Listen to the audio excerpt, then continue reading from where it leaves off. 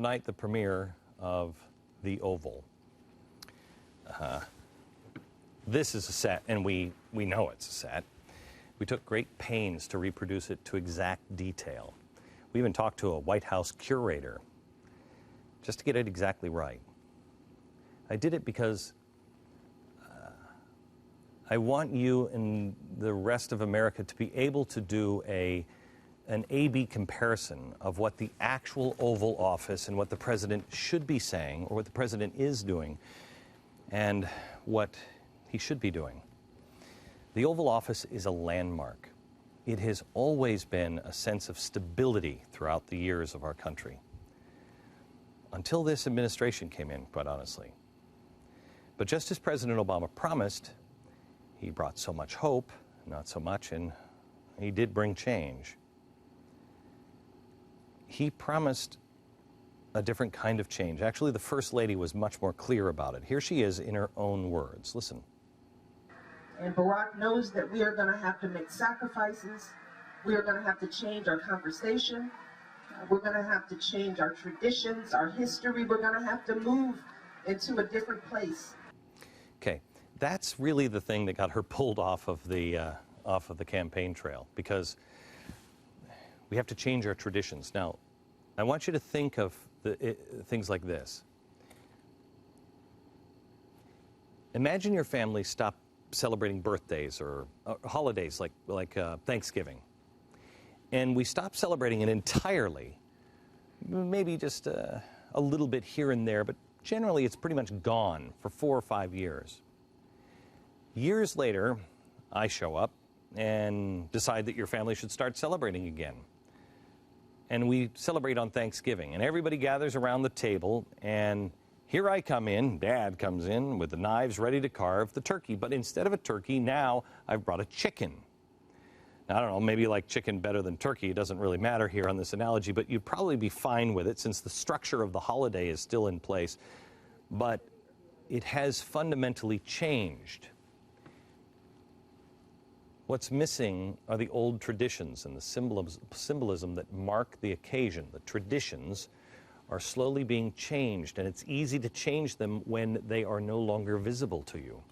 People who've moved on, maybe people aren't paying as close attention now as they were before, and you don't see that iconic turkey every year. That's what I see happening. We have chicken in the Oval Office, or soon will. It's been bothering me some time now because I read history and I know how things happened in the early 20th century. This president is rarely using the Oval Office. Have you noticed that? Instead, the president uses different shots throughout the White House, and they're even different from other presidential shots. When the administration holds a press conference, you'll see things like this, okay? They'll flip around the view of the Oval Office and get cozy by the fireplace. We've seen that, but this is the picture where they're standing at the Oval Office. I've seen them put a podium there. I've never seen that. Or they'll set up on the patio, the entrance outside the Oval Office. Look at the entrance outside the Oval Office. Or they'll use the Oval Office as a backdrop or a prop. Look at this next picture. What stands out to you on this next picture? Take this next one full screen if you can. Do you notice? He's standing next to a sewer grate.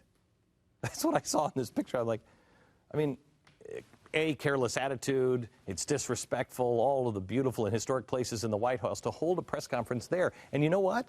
This is the place, not by the sewer grate, but a little farther up, this is the place where Congress, after somebody meets with the president, that's where they're taken. This shot is not for the president. This is for Congress. Couldn't they get some nice shots near the White House? Was the White House dumpster all full?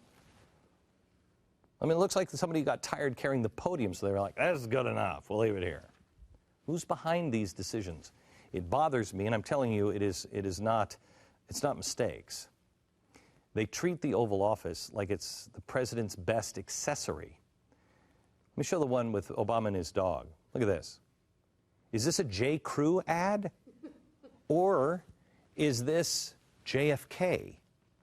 We see him going in and around the office, We'll see him chatting on the phone with his Russian pal, Dmitry Medvedev. He even shows off the Oval to his celebrity friends. He's hanging out here with Angelina Jolie and Brad Pitt. Sure, Angie, I'd love to start with you in Salt, too. We call it Salt and Pepper. We'd make a great terror fighting team. I mean, I killed Osama bin Laden, after all. I mean, I was there. I'll have to see if I can fit it in between my golf rounds. But we rarely see him addressing the American people from the actual Oval Office and the resolute desk, the history behind that. Now, I've been to the actual Oval Office, the real one at the White House, not the one right behind me. It is a symbol of strength. It is a symbol of power. More importantly, it is a symbol of stability for the American people. During times of war and times of strife, the president always speaks from the Oval Office, and it reassures us. It's comforting. It's like a blanket. But with this president, everything in our culture is being changed. We cannot allow our nation's symbols just to go dark for a while. We can't let them be forgotten and to know not only what they look like, but what should be said there. Because if they go dark for a while, they're easy to come back, but skewed, turned, tipped just a little bit, distorted. And we'll all just be like, oh, yeah, I think that's right. I mean, if the president started talking to you about Marxism, you're not going to be okay with it.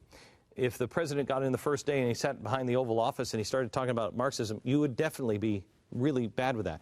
But you notice that they're skewing it. We're not having the Oval Office. We're not having the typical places that we're used to seeing. And he's saying different things in different languages, and he's moving us closer. So eventually, when they put everything back, you won't notice so much that it's distorted. That's a problem. Leaders seeking to transform nations change things over time slowly, almost imperceptibly at first, so as to not arouse any alarm for their people. And they keep the trappings kind of away, just off in the distance. And when you wake up, they have those trappings right here. And you don't really realize how far you've come from the original ideas in which the nation was founded. Look at ancient Rome. They used the trappings of their old republic. Some things looked the same. Then there was a crisis, and they used all the distractions that they could. While the city was crumbling around them, the Romans could attend the circus, the Colosseum, and cheer at the Colosseum and ignore the worsening crisis. And by the time they transformed it into an imperial republic and returned everything back, it was too late. Then it became Imperial Rome. But it still looked kind of the same. In today's world, our circus, our Colosseum, I think, is the coming race war. Look at Zimmerman's being fed to the lions right now. Since this president has been in office, how many times have you seen the president address the nation from the Oval Office? This is shocking to me. 2 times. The first time was in June 2010 after the BP oil spill. Interesting place to do a power speech, isn't it? The oil spill. He used all of the power against oil. Then it was 2 months later, he spoke from the Oval Office about ending the combat mission in Iraq. 2 times now in 3 years. Now, critics will say that we're just picking on Obama, but we're not. Clinton, 9 Oval Office address in his first 3 years. George Bush, H.W., 11 Oval Office speeches. Reagan, 9 in 3 years. There's a reason. Our traditions are fading away. A crisis is coming, and they're flipping the images. So you see this, but not this. You'll see that, not this. When we come back, a message from the Oval. The speech the president should give if he were trying to restore our tradition, our spirit, and our American exceptionalism. What would his message be like? This, by the way, will be available immediately following this program at glennbeck.com. I ask you to go online, grab it, Facebook it, send it to your friends, tweet it, share it. Once a week, the message from the Oval. It's next.